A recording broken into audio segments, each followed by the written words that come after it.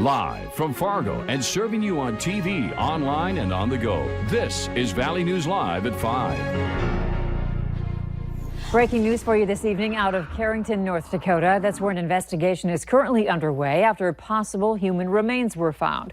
Valley News Team's Katie Opperly just arrived on scene, and she joins us now with more. Katie, what can you tell us? Andrea, I am currently in a very rainy Carrington, North Dakota on the corner of 14th Avenue South and 4th Street South, where officials are unable to confirm anything at this time. But we are told that crews were digging in this area for a water and sewer line when they came across what they believe to be either human remains or human bones. We are currently unable to confirm that with police, but I'll continue to remain on scene and bring you these updates from our area. But for now, reporting live in Carrington, North Dakota, Katie Opperly, Valley News Live. All right, Katie, thanks for that report. Police in Crookston are searching for a man who they say threatened a worker at McDonald's and possibly had a gun on him. Officers say it happened Monday evening. They tell us the threat was made by a customer at the drive-thru when a man possibly brandished a handgun and said, quote, "Give me all your money." Just kidding. Police are now looking for this man, who they say was in a gray SUV, possibly with a woman.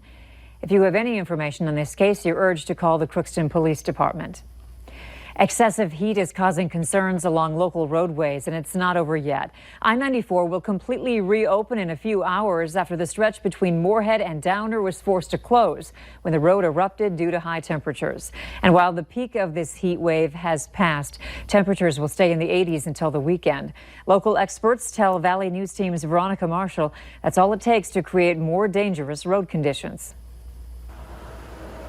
It may not feel that hot to you, but it's hot enough to cause problems. We start looking at potential issues anytime the temperature's upper 80s, in the 90s, with real good sun. The pavement temperatures, it gets crazy. 110, 115, 120 degrees.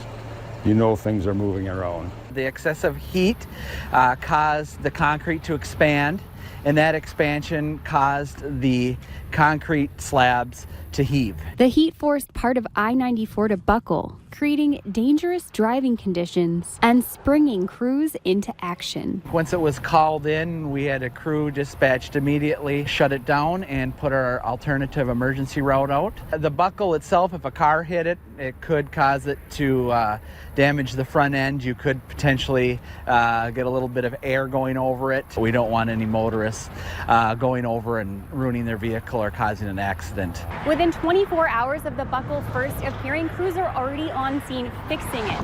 And that sense of urgency isn't only for highways. Less than 24 hours ago, a Fargo resident warned city staff about a curb that buckled along 40th Avenue. And now the problem has been fixed. The response time has to be as fast as all our entities can get to them and get them marked and make it safe for these people to get over them. Anderson says the city is also working to stop buckles from happening in the first place. But until then, he says it's important drivers keep an eye out for their own safety and the safety of others. When people are driving 70, 80 miles an hour and you have a 2-foot rise in the pavement, it can really launch a vehicle. It's all about paying attention behind the wheel. Veronica Marshall, Valley News Live. Christensen says both lanes of I-94 should reopen in a few hours. Starting tomorrow, crews will work on the right-hand lane and repairs should wrap up entirely by tomorrow night. Meanwhile, road crews say while they were out fixing the buckle today, some drivers were going too fast near the work site, going so far as to knock over road cones. They ask for drivers to slow down tomorrow so they can safely finish their repairs. We are still in that warm and stormy phase with a chance for some rumblings a little later.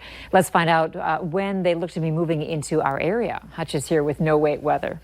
Well, nothing strong showing up on our Valley Skycam now as we look off to the west. Just a few fair weather cumulus clouds as we head into our evening hours. Temperatures are hot as we see 80s, mid 80s here in Fargo, low 80s for Grand Forks and Lakes Country. Some more refreshing cool air in Jamestown and Devil's Lake. As we reported just moments ago, a rainy Carrington, some good old-fashioned garden variety showers moving through. No thunder and lightning associated with those, but we're seeing those move off to the east-northeast at about 25 to 30 miles per hour. So some wet weather along Highway 200. Severe storms are likely to develop out in the western Dakotas and push east as we go through the late night hours. We may see a few in our far southern and western counties with severe storms overnight. Isolated severe here in the James and southern Red River valleys as we go towards daybreak. So it's going to be overnight before we have a risk of severe weather, Andrea. Temperatures slipping into the 70s later with light winds. I'll have an hour-by-hour account of the storms for your Wednesday morning, and more on Wednesday afternoon are in the forecast as well. We'll let you know all about it here in a minute. All right, sounds good. Thanks, Hutch. Authorities are now saying a man missing since July 6th has been found dead in Polk County. 55-year-old Fernando Balboa was last seen at his house earlier this month. Yesterday evening, authorities found his body in Polk County, Minnesota. The circumstances surrounding his death are under investigation, but there are no obvious signs of trauma, we're told. We will have more on this story tonight on Valley News Live at 6.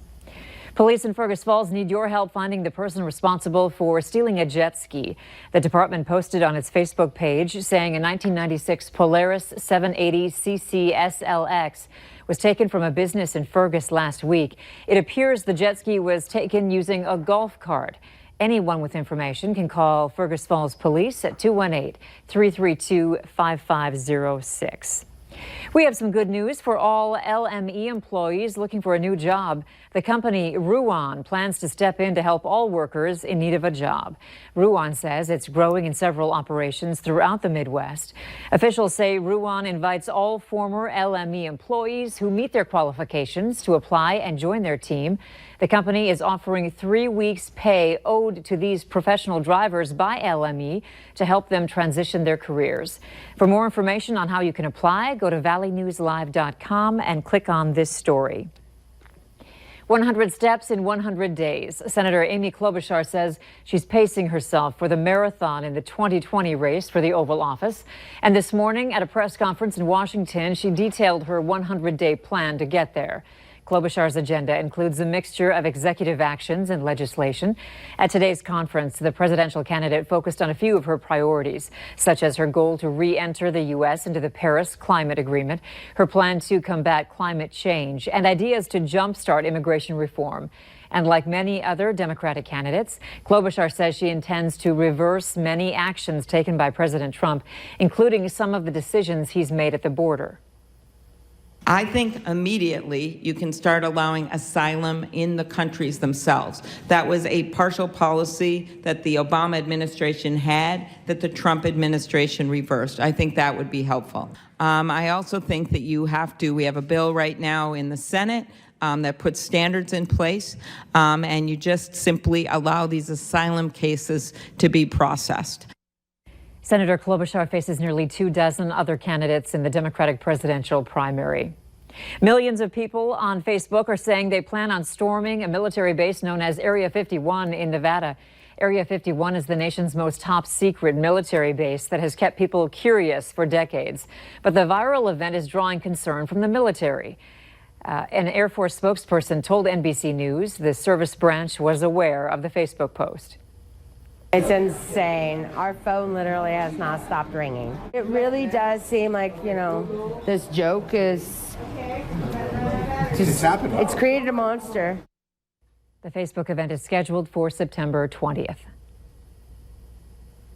I'm gonna do everything I can to get this dress. And if I don't, it's really gonna suck. But I mean, there's more dresses out there, I'm sure, but this is the one that I feel like that's my dress. As the costs of tying the knot continue to skyrocket, a new study by Wedding Wire says 28% of Americans will go into wedding debt, taking thousands of dollars out of the bank just to say I do.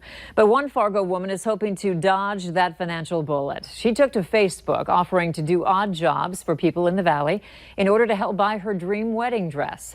Valley News Team's Bailey Hurley talked with the bride-to-be today, who says the price of walking down the aisle is overwhelming. Not only has Nicole Thoroldson found the one, she's also found the dress. I was in love instantly. It's perfect. But as Thoroldson is currently between jobs, her dream dress's price tag is a bit steep. So she took to Facebook, hoping someone in the valley would hire her for any odd jobs they might have. I'll mow your lawn, I'll rake your leaves, I'll watch your kid for a few hours, I'll groom and walk your dog, take after your animals, I'll do whatever it takes, basically. But so far, not a single offer has come Thoroldson's way. Even if it was honestly like $12, I'd be ecstatic. That's $12 I can put towards that dress.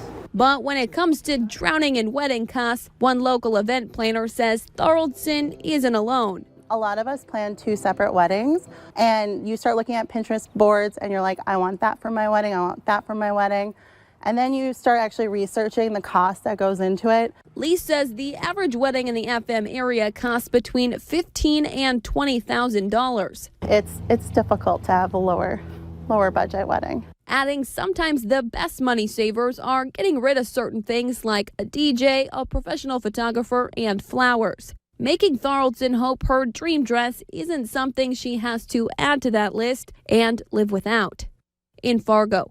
It would be a dream come true. Bailey Hurley, Valley News Live. Lee says another way couples are fighting against the cost of weddings is by waiting longer to actually tie the knot, something Nicole and her fiancé tell us they are doing as well, saying they plan to get married sometime in 2023. United Way held its 12th annual Gobble It Up turkey lunch today, with all the proceeds going to people in need throughout our communities. This event is fairly simple, with all Hornbachers in the metro area offering $5 lunches that consist of turkey sandwiches, chips, soda pop, and ice cream. But the impact of this event each year is huge. In fact, last year, the event raised close to $30,000. Part of the dollars that are raised today, just an example, go to help provide an opportunity for individuals in our community to be able to connect in with a case manager that gives them the opportunity then to receive welding training, CNA training, and also production training so that they can get living wage jobs in our community. This year's event raised nearly $24,000. All of that will stay local and go toward reducing hunger and homelessness, along with preparing children to succeed.